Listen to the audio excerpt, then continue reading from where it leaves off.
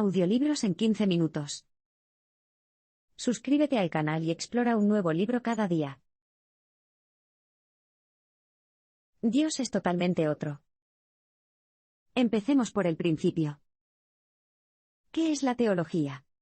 Busca la palabra en un diccionario y descubrirás que consta de dos partes, ambas griegas. El primero es el sustantivo theos, que significa Dios. Luego está el sufijo logía, que se refiere a un conjunto de conocimientos.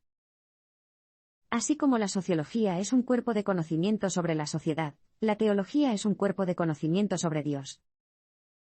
Ahí está la primera parte de nuestra respuesta. Pero podemos profundizar un poco más. La raíz de ese sufijo logi es el verbo griego legein, que significa hablar. Ahí está la segunda parte de la respuesta, la teología es el acto de hablar de Dios. Y así es más o menos como lo definió el teólogo suizo Karl Barth, el tema de este blink. Los teólogos, dijo, deberían hablar de Dios. Sin embargo, debería presupone que se puede hablar de Dios. Cuando era joven a principios del siglo XX, Barth no estaba del todo seguro de que eso fuera posible. ¿Por qué no? La respuesta larga es, bueno, larga. Desempaquetarlo nos llevará al meollo de la teología de Barth y al final de Blink. Pero esta es la versión corta. Dios, insiste Barth, es der ganz andere, el totalmente otro. Dios y la humanidad son completamente diferentes, y la brecha entre nosotros y lo divino es un inmenso abismo. En pocas palabras, Dios es el cielo, y nosotros estamos en la tierra. Nos esforzamos por conocer a Dios, pero Dios es el gran desconocido. Dios no es una sustancia que podamos captar con nuestros sentidos mundanos ni una entidad metafísica junto con otras entidades similares. Dios está fuera de todo porque es el origen de todo lo que no es Dios. Entonces, ¿dónde deja eso a la teología? Según Barth, muchos teólogos habían esquivado la importantísima cuestión de cómo los humanos imperfectos pueden hablar de un Dios perfecto e incognoscible.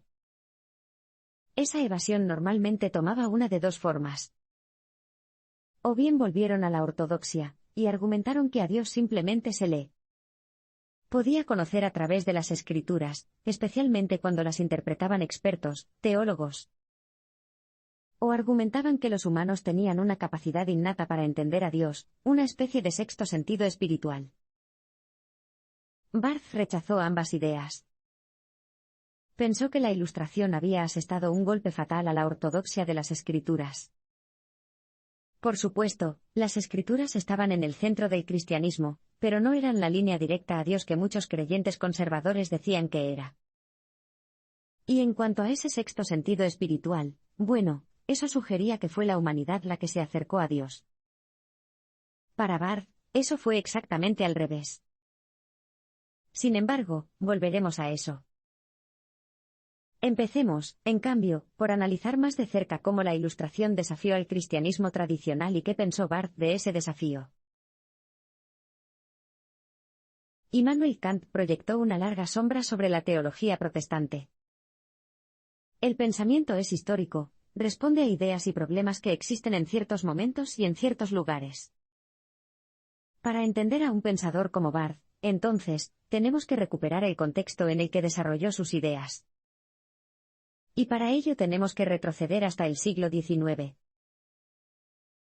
Barth nació en Suiza en 1886. La familia Barth era piadosa y filosófica. Su padre, Fritz, era teólogo calvinista, y Karl creció rodeado de conversaciones sobre los grandes debates religiosos de la época.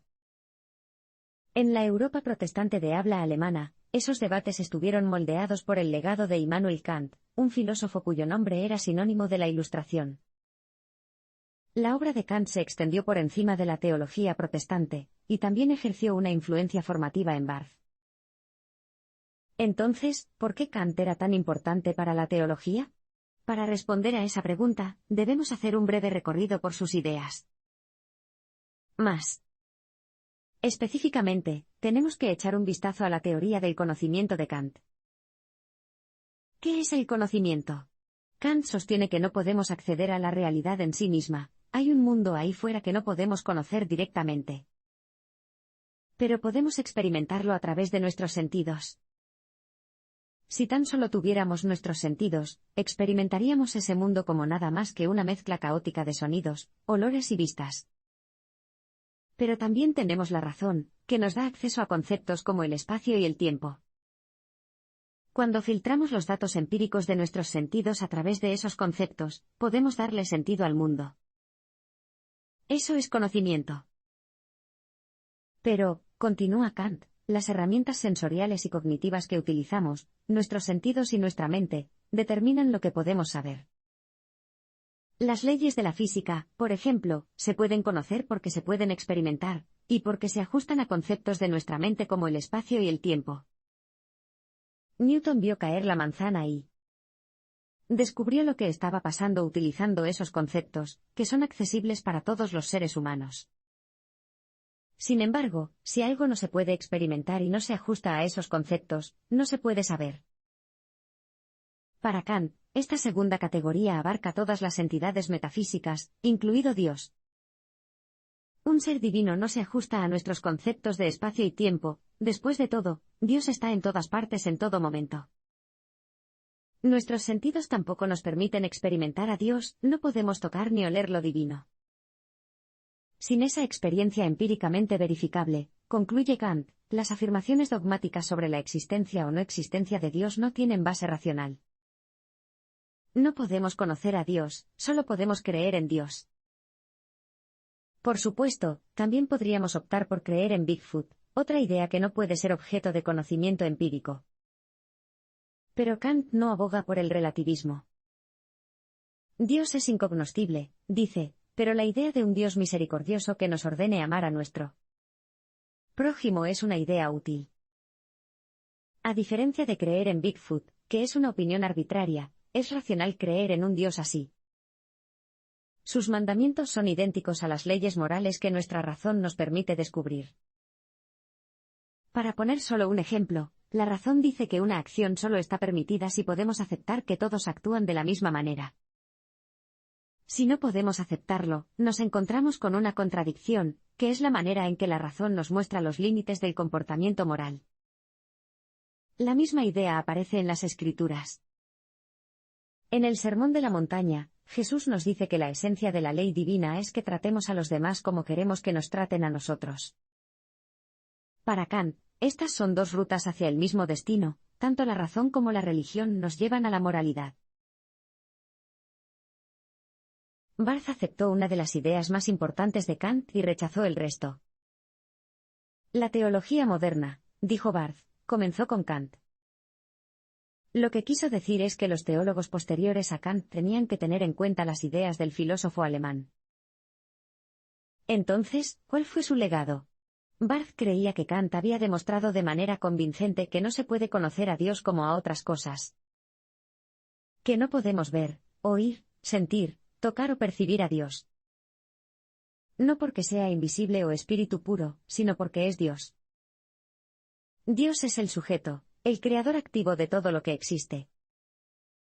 Por esa razón, escapa a nuestras garras y a nuestros intentos de convertirlo en un objeto de conocimiento. En resumen, para Kant, Dios es totalmente otro. No podemos hacer afirmaciones sustantivas sobre Dios porque la razón humana no puede ponerlo en una caja ni definirlo y analizarlo. ¿Dónde dejó eso a la teología?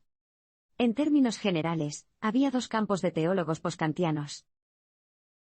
El primero dijo que si no podemos hablar de Dios, simplemente debemos guardar silencio.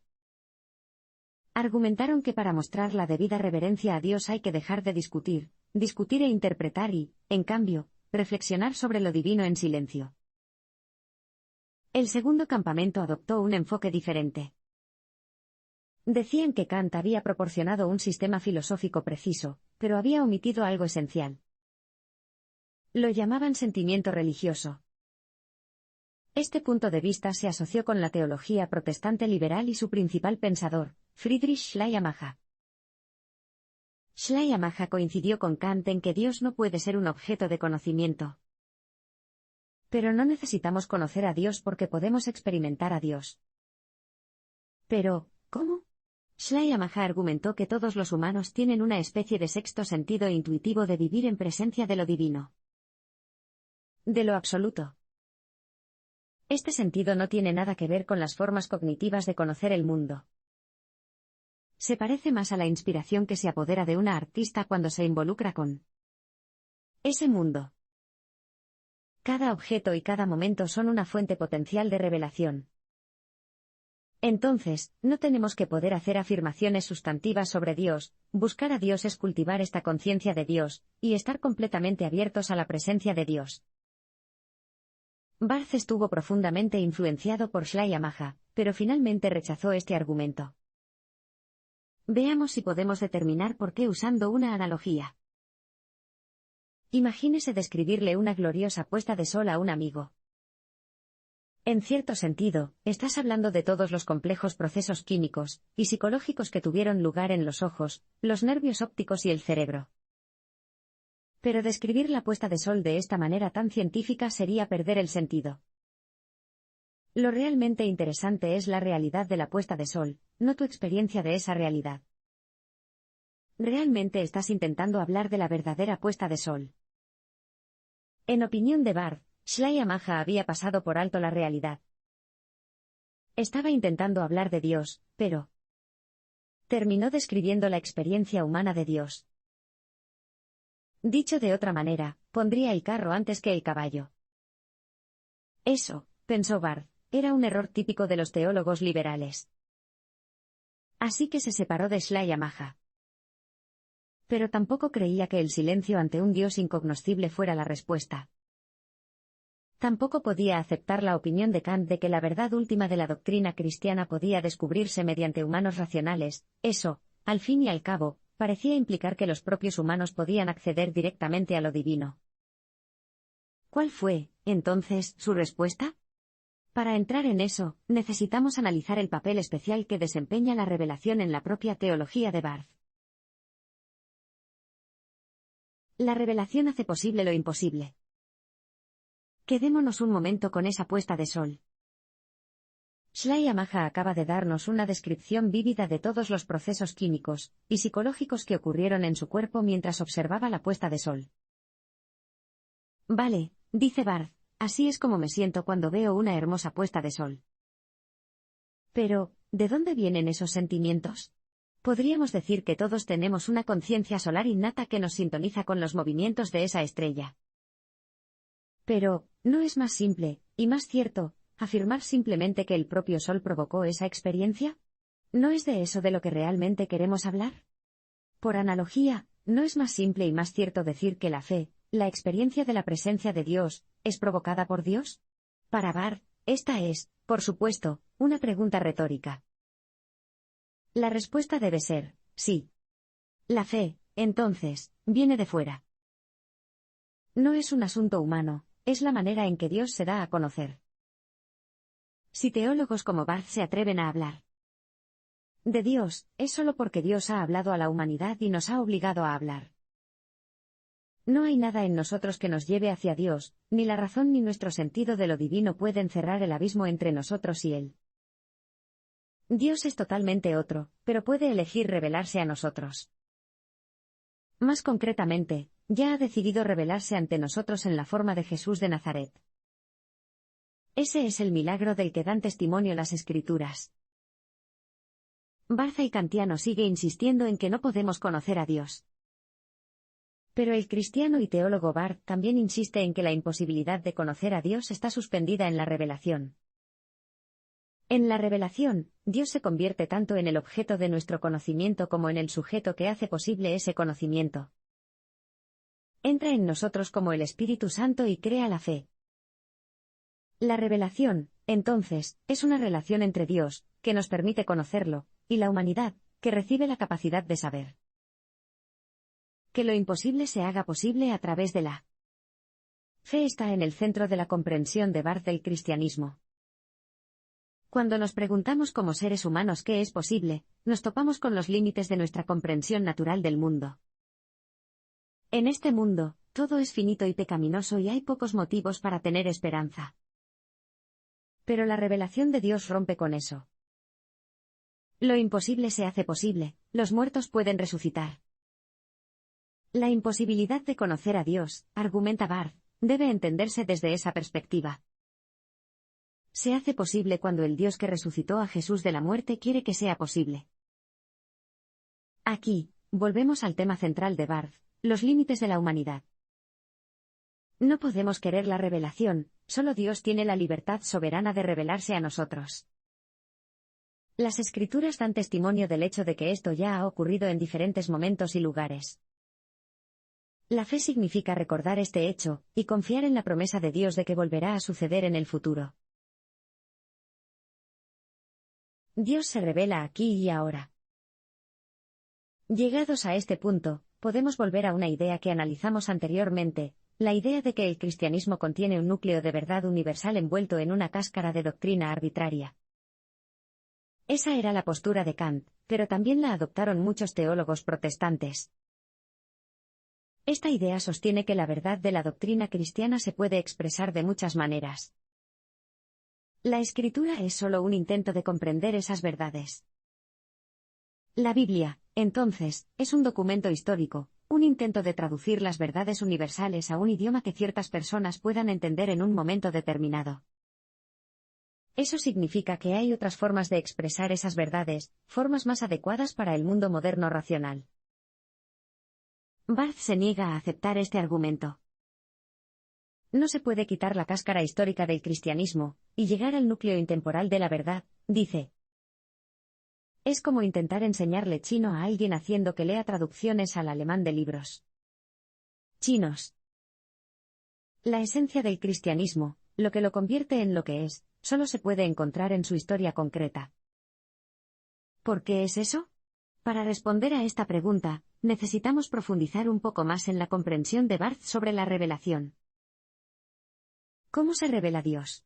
Barth identifica tres fuentes de revelación: Jesús el hombre, las Escrituras y la predicación. Pero estas no son fuentes de revelación independientes e iguales, siguen el orden en que las acabamos de enumerar. Vamos a desglosarlo. Barth dijo una vez que todos sus pensamientos giraban en torno a un solo punto: Jesucristo, que es Dios revelado en el tiempo histórico. Vale la pena repetir esa última parte, en tiempos históricos. Dios ya se ha revelado a los humanos.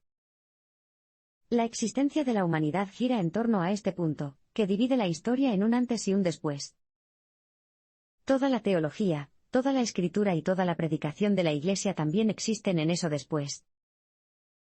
La esencia del cristianismo, en resumen, es el acto de dar testimonio de este milagro real e histórico.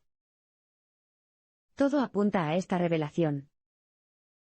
Cuando escuchamos que se predica el Evangelio, las palabras que llenan nuestros oídos no son el punto de referencia final. El Evangelio apunta más allá de sí mismo, a una autoridad superior, que es la fuente última de su poder. Lo que señala es el momento en que Dios actuó por la salvación de la humanidad en la vida, la muerte y la resurrección de su Hijo, Jesucristo. Toda revelación, insiste Barth, comienza con Jesús. Las Escrituras dan testimonio de este milagro, y la predicación de la Iglesia tiene que orientarse en torno a las Escrituras. Todas las verdades del cristianismo están ligadas a esta historia reveladora. Sin embargo, eso no significa que se deba hablar de la revelación en tiempo pasado. Las Escrituras y la predicación se remontan a Jesús, pero son la manera en que Dios nos habla a través de seres humanos vivos. Aquí, Dios, en toda su gracia, misericordia y poder, deja de ser totalmente otro. Dios, dice Barth, demuestra que es tanto Dios que también puede no ser Dios.